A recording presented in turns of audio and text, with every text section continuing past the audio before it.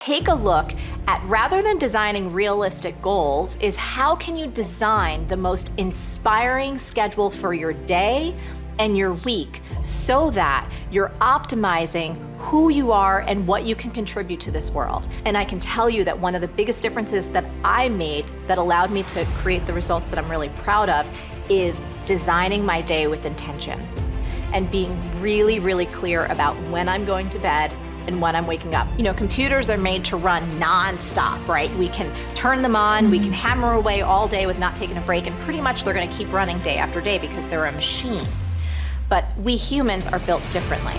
And if we don't architect our day in the right way, if we don't build in rest, exercise, hydration, give ourselves free open space, white space, just to dream or to think or to play, we are gonna put ourselves in that position where burnout is a real thing, and then it's gonna put us so far back that it's gonna take 10 times more to even just get back to base zero, nevertheless reaching our biggest dream. I meditate every day. And I do it in the mornings, and I do it for about 10 to 15 minutes. And I think it's important because it sets me up for the rest of the day. You know, it helps me. It's like having an anchor. You know, if I don't do it, I feel like I'm constantly chasing the day, as opposed to being able to be controlled and dictate the day. Not that you're, you know, calling the shots on what comes forward, but the fact that I am set and ready for whatever may come my way. You know, I have a calmness about whatever comes my way, a poise, and that comes from starting the morning off with meditation. For me, it's really just listening to my inner self.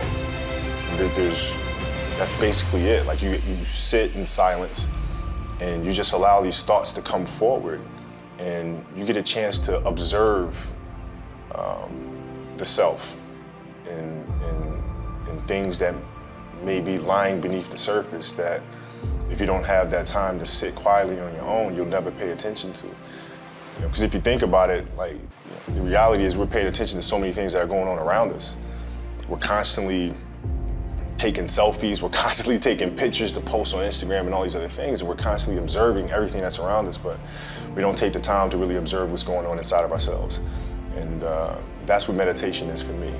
The truth is that we can all, at any stage in our life, create a life of no regrets. There's no limits, there's no impossibility, there's no stopping point. There's not a point where from that point onwards, you don't have a chance. You always, always, always have a chance. Regret has some really important roles. The first one is that it helps us make sense of the world from our perspective for one of the first times. See, most of us have spent our lives learning what's important to us based on maybe what families thought, what communities thought, what parents thought, what education taught, whatever it is. When you start regretting something, when you think you did something wrong, when you start thinking that I could have done something differently, you're making sense of the world from your perspective. It's crazy how powerful this is, right? You're starting to make sense of the world from your perspective. The second thing is, it allows you to avoid future negative behavior. Challenges are what really grow us. You know, your life is a great story. You know, every person's life is a story. And the question is, some people's story is a warning, some people's story is an example. Right now, you're an example that's growing and expanding, and you have a chance to have this be the most incredible life. But it won't be a life without challenge. And the challenges we're facing right now give you an opportunity to grow like very few generations. You know, I'm sure you've heard of the Great Generation, the World War II generation. If you watch a great movie, if you read a great book, you know, the size and the power of the hero, how much you become as a hero is defined by how tough an obstacle you face, how difficult is the villain, the opponent. And so sometimes when I've been through the toughest times of my life, one of the questions I've had to ask myself or note to myself is, I finally have a really worthy opponent. This is scaring the hell out of me, or this is challenging me, or this is making me crazy. But I also know in my gut and in my soul that if I can push through, it's just like you've done in these years. You've pushed through tough times, I'm sure, many of them. But as you push through those, you become more. And as you become more, something magical happens. You don't just grow, you expand in your spirit and your soul and your capacity and your skill. And all of a sudden, fear becomes less and less a part of you. I want you to be the observer of your thinking loop and how that's spitting out your focus. And then you can shift it. Start thinking, the world has shifted. I have new opportunities. I have new capabilities. I'm alive. I've navigated the world. I have family, friends, husband, wife, kids. Like, shift that up. I am resilient. I am resourceful. I am magnificent. I am powerful. I get things done. I solve problems. You start replacing and filling that thinking loop with the world has shifted, I'm shifting too. Pivoting is what makes people, right? Like, remember, like, they don't make statues of critics, they make statues of the dreamers, the crazy ones, just like me. I'm going for that. And all of a sudden, if you're consciously aware of that thinking loop and you throw out all the crap of lack and you start putting in what you could do, that I'm gonna take uncomfortable action, I'm gonna be an innovator, I'm gonna get out of my own head, I'm gonna take action. Like, you start changing it, all of a sudden you go from the guy that's yelling at the clerk because they messed up on your change to, don't worry about it, have a good day. And when you think about that, have a good day, I can accomplish anything, guess what? Here's the crazy part. You can. You can. I have no reason to be here. I didn't go past high school. I had dyslexia. I didn't start with money. Everybody thought I'm probably the least likely anybody in my school would say I'd be successful.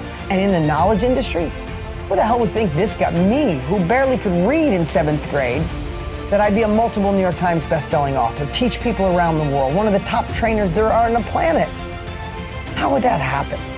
By some of the same exact stuff I'm sharing with you right now. You gotta watch your thinking loop. You gotta watch your focus. And then you gotta get crystal clear clarity. How to manage your time to get done what you need to get done, to build your dream, to have family time, to breathe, to really live a 360 life. Time management for me was something that I didn't even know I was horrible at one time. See, I'm a creator, I'm a dreamer, I'm a butterfly. And what that means is I can be chaotic and sporadic, and I can go in one direction in 1 minute and then another direction another minute. There were times early in my career, Jelani was about 5 years old at the time, he's now in his mid-20s, and I could work for 10 hours a day and literally have a list of 10 things to do and only have checked 2 of those tasks off. But I really, really worked 10 hours in the day. And I remember for years I wondered, what is it that I'm doing wrong? What is it that I'm not doing? Why do I feel overwhelmed? Why do I constantly feel as if I don't have enough time? Do you know that it takes literally as much energy to remain in overwhelm as it does to get organized and manage your time? I know that sounds crazy. I didn't believe it when I first heard it. But actually, overwhelm is an unconscious, say unconscious. Overwhelm is an unconscious strategy. Say unconscious strategy. Yes, I know. It stings. It's not nice to hear. I didn't want to hear it. I resisted it when I first heard it. And yet the truth is that it actually does take as much energy to keep making up the plan versus making a plan and staying in it. Now, my belief system around time management was that time management was going to restrict my creativity. Time management was going to make me feel as if I'm boxed in, I'm blocked in, I'm limited. Time management was going to take away my freedom. Man, I had a long list of the things that I considered time management to do and how many ways it would damage who I am. And the truth is, it took me a while. It really took me a while to really become committed to time management. But what got me committed to time management was I knew that I was operating at 60% of my possibility, 60% of my potential. And I wanted to use every tool I had to find my 100.